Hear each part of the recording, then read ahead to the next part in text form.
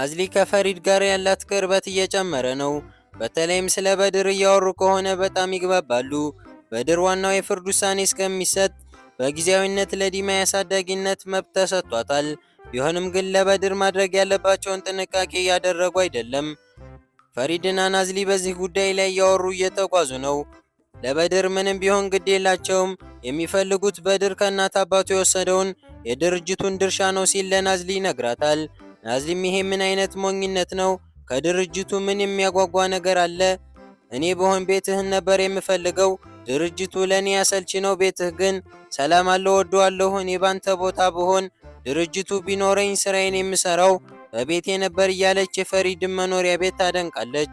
ከዛም ናዝሊ መኖሪያ ቤቷ ደርሳ ነበርና አውርዷት ወደ ቤቱ ሄደ።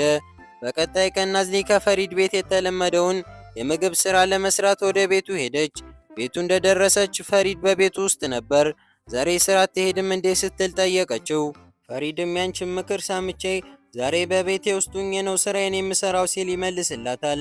እሷም እሺ ጥሩ ብላው ወደ ኩሽና ትሄዳለች። ፈሪድ ከኩሽናው ጠረጴዛ ከፊት ለፊቷ ተቀመጠ። ይሄ ለናዝሊ ሰላም አልሰጣትም። አቶ ፈሪድ እኔ ስራዬን በምሰራ ሰዓት እሱ ልትቀመጥ ነው እንዴ ብላ ጠየቀችው። እሱም እንዴት እንደምትሰሪ ማወቅ እፈልጋለሁ አላት። ናዝሊን ለመረጋጋት እየሞከረች ለዛሬ የሚሰራውን የምግብ ሰንጠረዥ ስታይ ምግቡ ሊሰሩበት የሚችሉት ግብአቶች ብዙዎቹ በቤት ውስጥ የሉም። ናዝሊን በራሴ ምርጫ ሌላ ምግብ ቢሰራስ ምን አለበት፣ ባለው ግብአት የምፈልገውን ምግብ ብሰራ ምን አለበት በሚል ንጭንጭ አንተ የምትፈልገውን ምግብ መስራት አልችልም፣ ደግሞም ኩሽናው የኔ አይደለም፣ የምፈልገውን መስራት አልችልም፣ ያዘዝከኝ ምግብ ብዙ ግብአቶች ይጎላሉ ስትል ለፈሪድ እየተነጫነጨች ትነግራለች።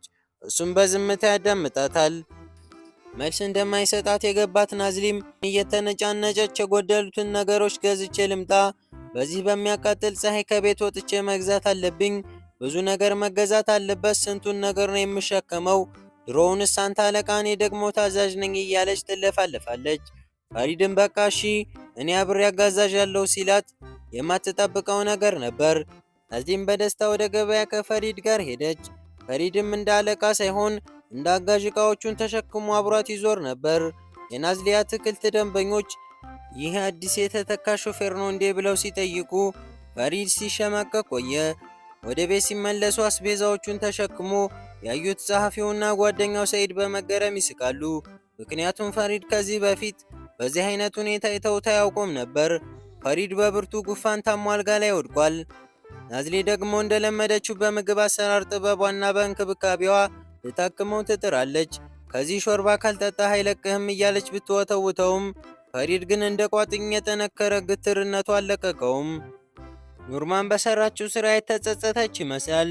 ከእንግዲህ ከእህቴ ጀርባ ሁኜ ከአንቺ አልገናኝም፣ እህቴን አላሳዝንም ስትል ዲማን ትነግራታለች። ዲማም አንቺ ካልሽማ ለፈሪድ መረጃው እንደሰጠሽኝ እነግረዋለሁ በማለት ታስፈራራታለች። ለዲማ በፈጸመችው ክህደት ምክንያት የፈሪድን የልጅ ማሳደጊያ መብት እንዲሸነፍ የሆነበትን ምክንያት የሚገልጽ ሚስጥራዊ ፖስታ ለፈሪድ መላኩን ስታውቅ ዓለሟ ተገለበጠ። በፈሪድና በናዝሊ መካከል ያለው ግንኙነት ከጌታና ከሎሌነት አልፎ ወደ ጥልቅ መቀራረብ የተለወጠ ይመስላል። በዚያ ምሽት ናዝሊ የሰራችለትን ጣፋጭ ቸኮሌት አብረው እየቀመሱ ፈሪድ ናዝሊን በፍቅር አይን እያየ ነበር። በዚያ ሰዓት የናዝሊ እህት ኑርማን በጭንቀት ትገበገባለች። ወደ ናዝሊ ደውላ የተላከለትን ፖስታ እንዳይከፍተው አድርጊ ለማለት ብትፈልግም ናዝሊ ስልክ ልታነሳላት አልቻለችም።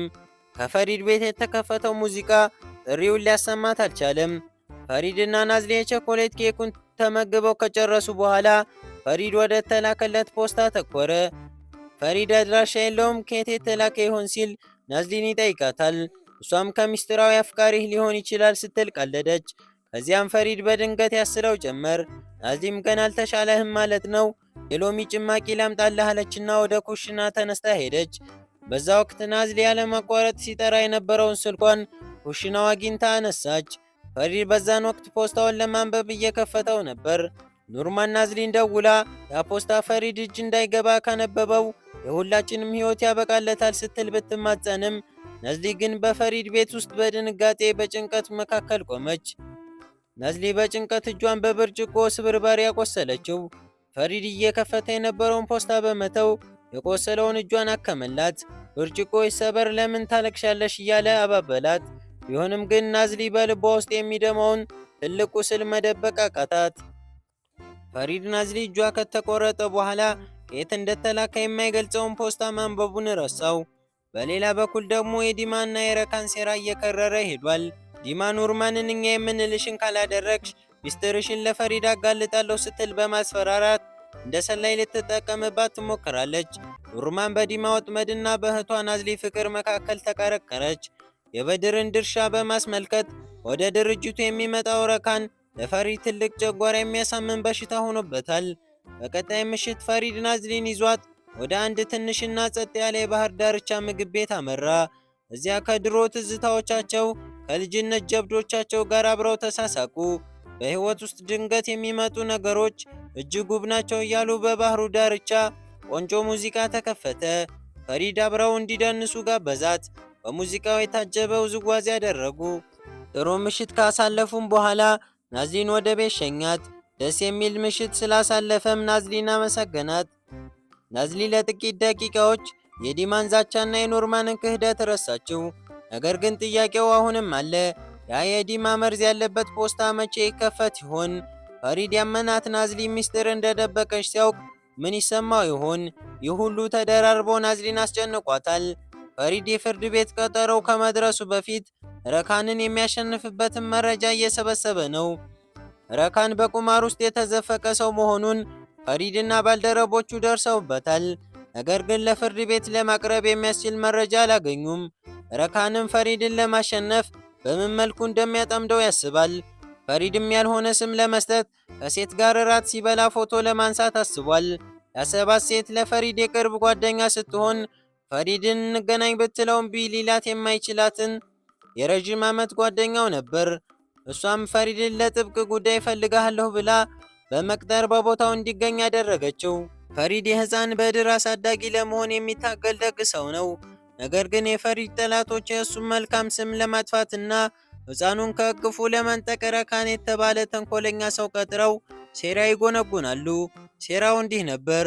ቦሴ የተባለች የድሮ የፈሪድን ጓደኛን በመጠቀም ፈሪድን ከእሷ ጋር ምግብ ቤት እያለ በድብቅ ፎቶ ማስነሳት፣ ስነ ምግባር የሌለውና ለሕፃን ልጅ አባት መሆን የማይችል አስመስሎ ፍርድ ቤት ለማቅረብ ነው። ናዝሊ ደግሞ የፈሪድ ቤት ሰራተኛ ናት። ስለ ሴራው ምንም የማታውቀው ናዝሊ በዚያ ምሽት ፈሪድ ከሌላ ሴት ጋር ምግብ ቤት መሆኑን ሰምታ በቅናት መንፈስ ተገፋፍታ እሷም ወደዚያው ምግብ ቤት ሂዳ ነበር። የፍርድ ቤቱ ቀን ደረሰ። ዳኛው በድርን ወደ ውጭ በማስወጣት የሁለቱንም ወገን ክርክር ማዳመጥ ጀመረ። በፈሪድ ላይ የተዘጋጀው ፎቶግራፍ ቀረበበት። ፈሪድ እንደዚህ አይነት መረጃ ይቀርብብኛል ብሎ ባለማሰቡ ደንግጦ ነበር። ዳኛውም የፈሪድ ከሴት ጋር እራት መብላቱ ችግሩ ምንድነው? ባለትዳር ያልሆነ ሰው ነው ሲል ጠየቀ። በዚህ ጊዜ ነበር አስደንጋጩ ነገር የተፈጠረው። የነዲማ ጠበቃ ሁለተኛውን ፎቶ ተመልከቱ ይልና ፎቶግራፎቹን ለዳኛው ይሰጣል።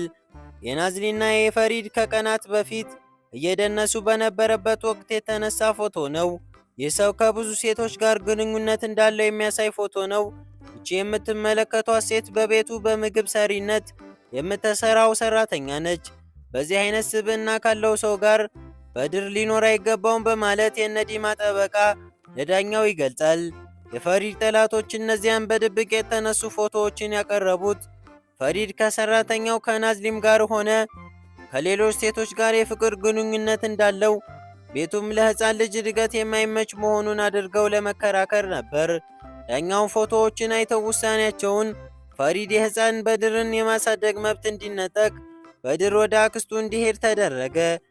ሕፃኑ በድር ወደ ፈሪድ እየሮጠ እባክህ አትተወኝ፣ ውሸታም አትሁን፣ አብረን እንሄዳለን ብለኸኝ ነበር እያለ ሲያለቅስ የፈሪድ ልብ በሐዘን ተሰበረ።